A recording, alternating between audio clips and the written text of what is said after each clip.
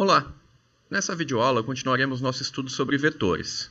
Veremos as operações básicas entre vetores, suas propriedades e também definiremos o ângulo entre dois vetores. Alguns objetos que estudamos em geometria são retas, semirretas, que são obtidas limitando um dos lados da reta por um ponto, segmentos de retas, que são obtidos a partir de uma reta limitando os dois lados por pontos, e segmentos de retas orientados, que são segmentos de reta aos quais se atribui um dos extremos como origem e o outro como ponto final. Para criar um segmento de reta orientado, basta dizer quem é seu ponto inicial e seu ponto final. Uma outra maneira de criar um segmento de reta orientado é fornecendo 4 informações: seu ponto de origem, sua direção, que é a reta sobre a qual o segmento será criado, o comprimento, que diz o quanto o ponto final está distante da origem. Note que com as informações passadas até agora, há 2 segmentos de reta orientados possíveis. Por fim, especificando o sentido, que basicamente diz para qual lado da reta o segmento aponta, determinamos unicamente o segmento de reta orientado. Notem que a noção de sentido só se aplica depois que a direção já está fixada. Vetores são definidos a partir de segmentos de retas orientados, jogando fora a noção de ponto de origem. Isso foi feito na aula passada através de um processo abstrato chamado relação de equipolência. De maneira informal, podemos dizer que vetores são segmentos de reta orientados em que a origem não é relevante. Nesse exemplo, as setas possuem a mesma origem, mesma direção, mesmo comprimento e sentidos opostos. Logo, são segmentos de reta orientados diferentes e também vetores diferentes. Agora, há 2 setas com a mesma origem, mesma direção, mesmo sentido e comprimentos diferentes. Como antes, são segmentos de reta orientados diferentes e também vetores diferentes. Nesse outro exemplo, as 2 setas possuem mesma origem e mesmo tamanho, mas direções diferentes. Mais uma vez, temos segmentos de reta orientados diferentes e vetores diferentes. Por fim, nesse último, temos mesma direção, mesmo sentido, mesmo comprimento e origens diferentes. Como segmentos de reta orientados, essas 2 setas são diferentes, mas, como vetores, elas representam o mesmo vetor. Uma boa dica é desenhar os vetores sempre com a mesma origem para depois responder à pergunta que foi feita. Nesses exemplos, a pergunta feita é se os vetores são iguais. A resposta é sim, se eles ficam iguais quando desenhados com a mesma origem. Essa mesma ideia pode ser aplicada a outras perguntas sobre vetores que faremos futuramente. Nessa tela, todos os segmentos de reta são diferentes, mas todos os vetores são iguais. Também vimos na aula passada que vetores que possuem a mesma direção são chamados de vetores paralelos, vetores colineares ou vetores múltiplos um do outro. Como fizemos antes, para descobrir se 2 vetores estão na mesma direção, desenhamos ambos com a mesma origem e nos perguntamos se estão sobre a mesma reta. Dos 6 vetores apresentados, são paralelos os 3 vetores em azul claro, vermelho e roxo, e também são paralelos os 2 vetores em azul escuro e amarelo. Observe que o sentido dos vetores não importa aqui, apenas a direção. O comprimento de um vetor pode ser chamado também de tamanho, módulo ou norma. Para se falar em comprimento, uma escala deve estar fixada. Em nosso exemplo, os vetores u, v e w medem 3, 2 e raiz de 13, respectivamente. As notações mais comuns são colocar uma barra ou 2 barras à esquerda e à direita. Nas disciplinas de física, é comum os livros e professores usarem como notação para o módulo apenas tirar a seta do nome do vetor. Também vimos na aula passada que o versor de um vetor é o vetor de tamanho unitário que possui a mesma direção e sentido do vetor inicial. Observe na figura que quando o vetor tem tamanho menor do que 1, o versor é maior que o vetor original. Tem um vetor bem particular, que é o vetor nulo. Esse vetor tem comprimento 0 e não possui direção e sentido definidos. Por convenção, o vetor nulo é considerado colinear a qualquer outro vetor. Outra coisa que vimos na aula passada é o oposto de um vetor. Nada mais é do que um novo vetor que possui mesmo módulo e direção, mas sentido oposto. Sua notação é colocar um sinal de menos na frente do vetor original. Na aula passada, também vimos a definição de vetor gerado por 2 pontos. Quando 2 pontos A e B são passados, o vetor AB é o vetor que tem origem em A e ponto final em B. Lembre que vetor não tem origem fixada. Apesar de você ter usado os pontos A e B para criar o vetor, ele pode ser desenhado em qualquer outro lugar que continuará sendo o mesmo vetor AB. Você deve estar confuso quando insistimos que mudar a origem do vetor não o altera. Principalmente quando você lembra das aulas de física, em que você viu que a grandeza-força é um vetor, mas que se mudar o ponto de aplicação da força, você muda a forma como o movimento acontece. Bom, a resposta é que a grandeza física chamada força é medida usando um vetor, mas os problemas físicos requerem como informação o ponto de aplicação da força. O ponto de aplicação é uma informação extra, não é uma informação contida na medida da força. Depois da recapitulação, podemos iniciar o assunto dessa aula. Assim como fazemos para números ou matrizes, podemos criar novos vetores a partir de operações. A primeira operação entre vetores que veremos é a adição. A ideia aqui é simples. Você recebe 2 ou mais vetores e precisa encontrar um novo vetor que é a soma de todos eles. Como nossos vetores são coisas desenhadas, então a forma de definir a adição tem que ser desenhada também. Uma das formas de somar vetores é usando a regra do paralelogramo. A regra consiste em desenhar os dois vetores com uma mesma origem, desenhar uma cópia de um na extremidade do outro e uma cópia do outro na extremidade do primeiro. Feito isso, a figura de um paralelogramo aparece e o vetor que é a diagonal que parte da origem dos dois vetores iniciais é que é o vetor soma. Como nossos vetores são desenhos, então nossa resposta também é um desenho. Vamos ver mais um exemplo.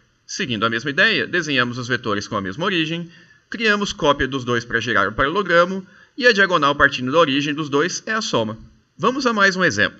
Aqui já desenhamos os vetores u e v com a mesma origem, também já criamos as cópias pontilhadas para gerar o paralelogramo e também já desenhamos a resposta, que é a diagonal em verde. Note que o paralelogramo ficou bem fechadinho, pois os vetores u e v possuem quase a mesma direção e sentido. Agora vamos a um exemplo em que os vetores u e v possuem mesma direção e mesmo sentido. Ao desenhar o paralelogramo, todos os 4 vetores ficam desenhados sobre a mesma linha reta, sem ter o paralelogramo de verdade. Mesmo assim, o vetor continua sendo o vetor que parte da origem dos dois primeiros e vai até a extremidade dos dois desenhados em pontilhado. Se você estiver com dificuldade de enxergar, você pode desenhar algumas partes em separado, mas imaginando que todas elas estão superpostas. Outra forma de ver esse caso é olhar para o exemplo anterior e achatar os vetores numa mesma linha reta. Se você entendeu bem esse exemplo, vai perceber que para somar dois vetores com mesma direção e sentido, basta manter a direção e sentido e somar os comprimentos. Vamos a mais outro exemplo. Como antes, já desenhamos os vetores u e v com a mesma origem, o paralelogramo e o vetor soma. Como os vetores u e v possuem quase a mesma direção, mas sentidos opostos, novamente o paralelogramo ficou bem fechadinho. Agora um exemplo em que os vetores u e v possuem mesma direção e sentidos opostos. Como antes, todos os 4 vetores ficam desenhados sobre a mesma linha reta. Ainda assim, o vetor continua sendo o vetor que parte da origem dos dois primeiros e vai até a extremidade dos dois desenhados em pontilhado. Mais uma vez, se você estiver com dificuldade de enxergar, desenhe as partes em separado ou achate os vetores do exemplo anterior numa mesma reta. Nesse exemplo, o vetor v é bem pequeno. Note que o vetor soma ficou bem parecido com o vetor u. Agora esmague o vetor v até que ele tenha tamanho zero, isto é, até que ele se torne um vetor nulo.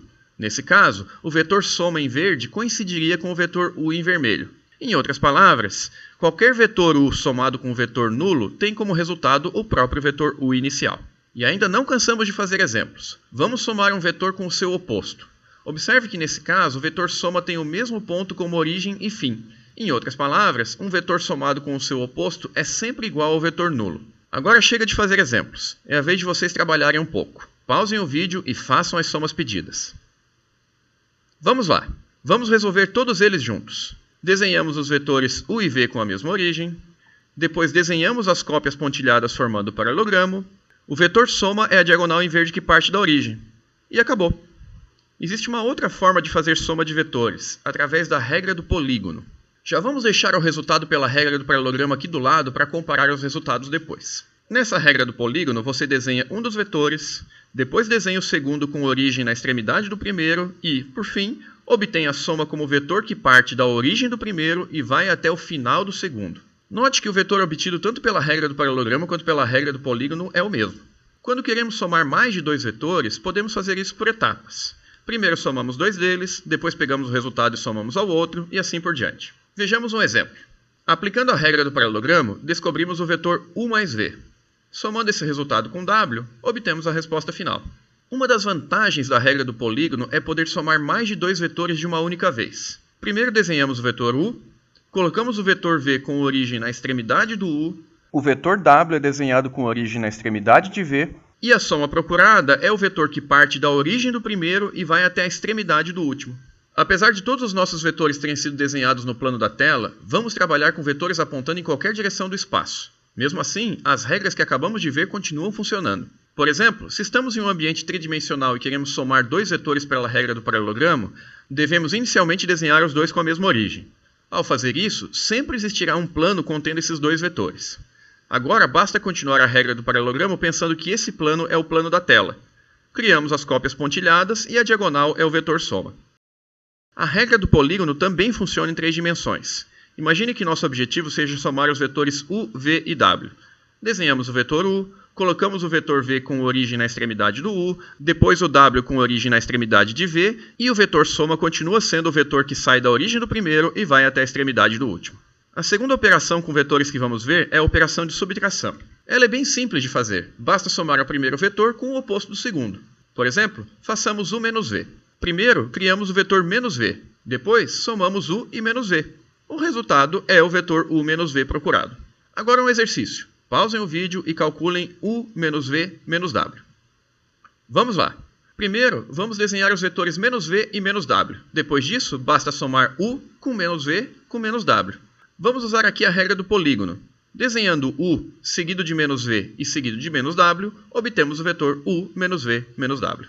Como um exercício para filosofar em casa, ao fazer a regra do paralelogramo, como descrever a outra diagonal em termos de u e v? Esse exercício não será resolvido aqui. Nossa próxima operação é a multiplicação por escalar. Nessa operação, criamos um novo vetor a partir de um número e um vetor. Vamos ver como funciona nos exemplos. O vetor 2 vezes u é o vetor que tem duas vezes o tamanho de u, mantendo a mesma direção e sentido. Da mesma forma, o vetor 1/3 vezes u é o vetor que tem 1/3 do tamanho de u, mantendo a mesma direção e sentido. Quando a multiplicação é por um número negativo, inverte-se o sentido além de multiplicar o tamanho. Por exemplo, menos 1 vezes u é inverter o sentido e multiplicar o tamanho por 1. Nesse caso, o vetor obtido é o próprio oposto de u. O vetor menos 2 vezes v tem o dobro do tamanho e sentido oposto. Já o vetor menos 1/3 vezes v tem 1/3 do tamanho e sentido oposto. E quando a multiplicação é por zero, o resultado é o vetor nulo. Agora um exercício elaborado para vocês. Pausem o vídeo e encontrem o vetor 2 vezes u menos 1/2 vezes v menos w. Vamos lá. Primeiramente, vamos encontrar os vetores 2 vezes u, menos 1/2 vezes v e menos w. Agora, basta somar esses três vetores. Usando a regra do polígono, obtemos a resposta procurada. Vejamos agora algumas relações entre a operação que acabamos de ver e o paralelismo entre vetores. Como vimos, multiplicar um vetor por um número não altera a direção do vetor. Portanto, os vetores u e um número vezes u sempre são paralelos. O curioso é que o contrário também é verdadeiro. Se dois vetores são paralelos, então existe um número para multiplicar um deles e obter o outro.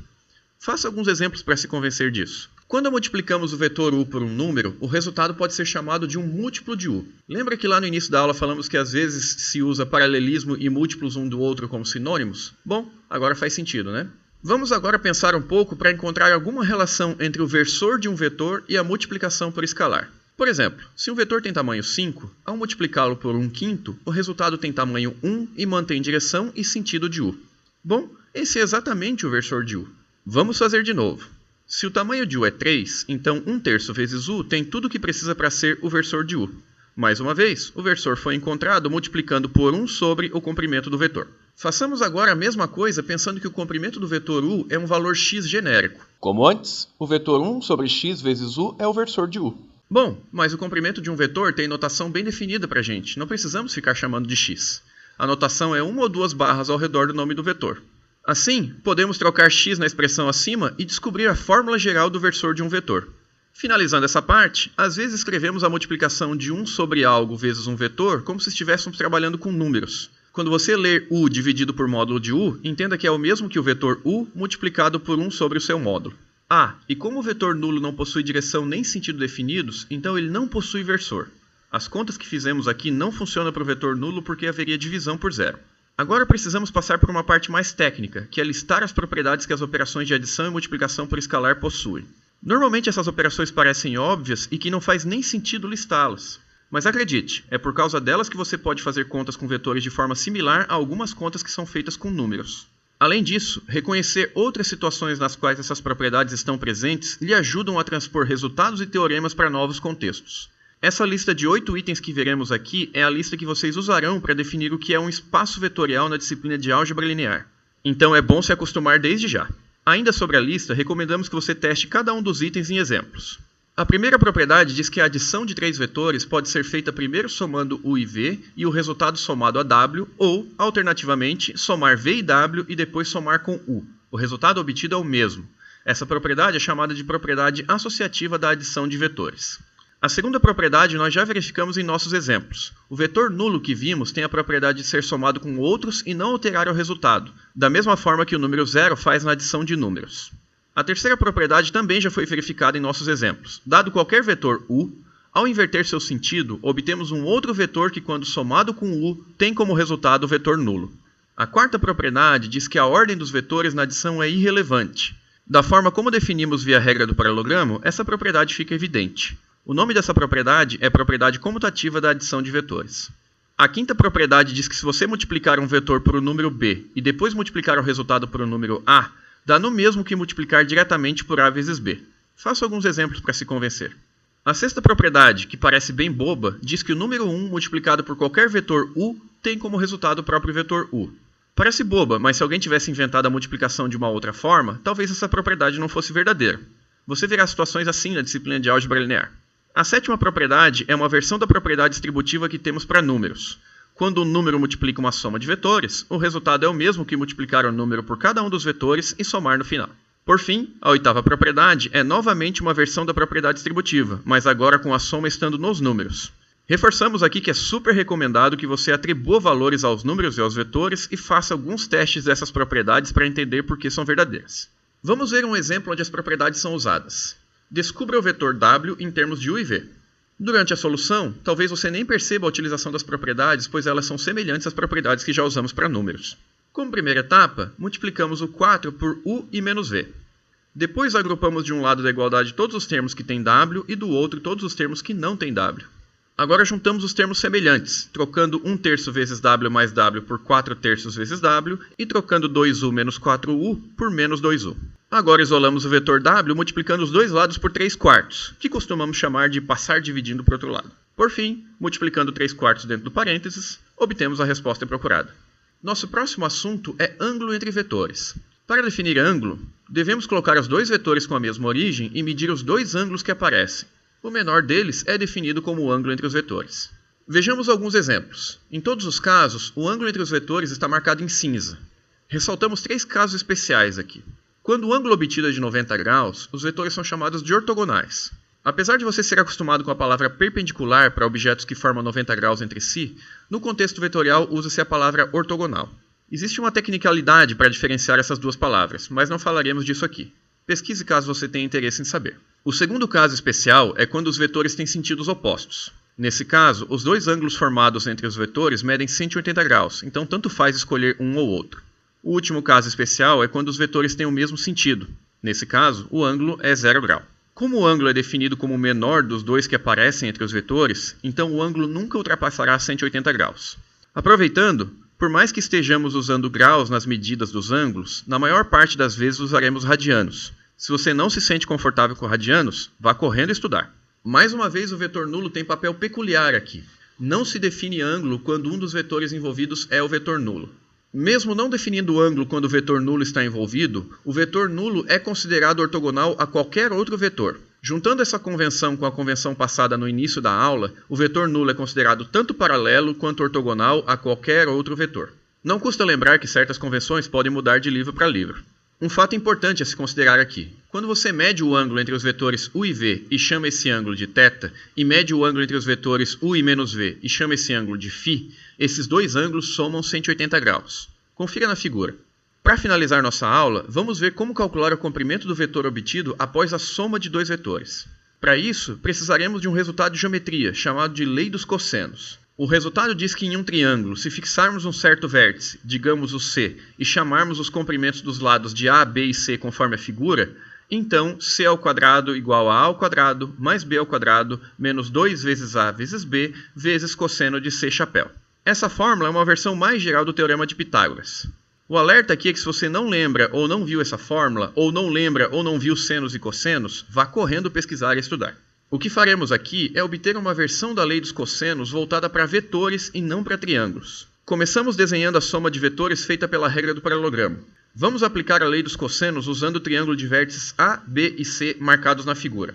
Observe que em relação à fórmula que vimos, C agora é o comprimento do vetor U mais V, A é o comprimento do vetor V, B é o comprimento do vetor U e o ângulo C chapéu agora é chamado de φ. Queremos agora encontrar uma maneira de eliminar o ângulo φ da fórmula e escrever em termos do ângulo θ, que é o ângulo entre os vetores U e V. Observemos que θ e φ são suplementares, isto é, somam 180 graus. Isso quer dizer que seus cossenos têm sinais opostos. Se não lembra por quê, reserve um tempinho para estudar trigonometria. Por fim, substituindo cosseno de φ por menos cosseno de θ na fórmula, obtemos a lei dos cossenos para vetores. Ela diz como calcular o módulo do vetor U mais V a partir dos vetores U e V e do ângulo entre eles. Vejamos um exemplo. Vamos descobrir o módulo do vetor u mais v. As informações passadas são o comprimento dos vetores u e v e o ângulo entre eles. Agora basta colocar na fórmula. Substituindo os valores, obtemos que o módulo de u mais v ao quadrado é igual a 7 ao quadrado, mais 5 ao quadrado, mais 2 vezes 7 vezes 5 vezes cosseno de 45 graus. Fazendo algumas contas e substituindo o valor de cosseno de 45, chegamos a 49 mais 25 mais 70 vezes raiz de 2 sobre 2. Simplificando mais um pouco, chegamos a 74 mais 35 raiz de 2. Finalizando, o módulo de u mais v é esse número feioso que está aí. Como eu sei que vocês estão ansiosos para um exercício, pausem o vídeo e encontrem o comprimento de u mais v nesse caso. Vamos lá. Substituindo os valores na fórmula, obtemos 3 ao quadrado, mais 2 ao quadrado, mais 2 vezes 3 vezes 2, vezes cosseno de 120. Substituindo o valor do cosseno de 120 e fazendo as contas, descobrimos que o quadrado do módulo de u mais v é 7. Portanto, o comprimento procurado é igual à raiz de 7. E nossa videoaula encerra aqui. Listas de exercícios divertidas aguardam vocês. Até a próxima!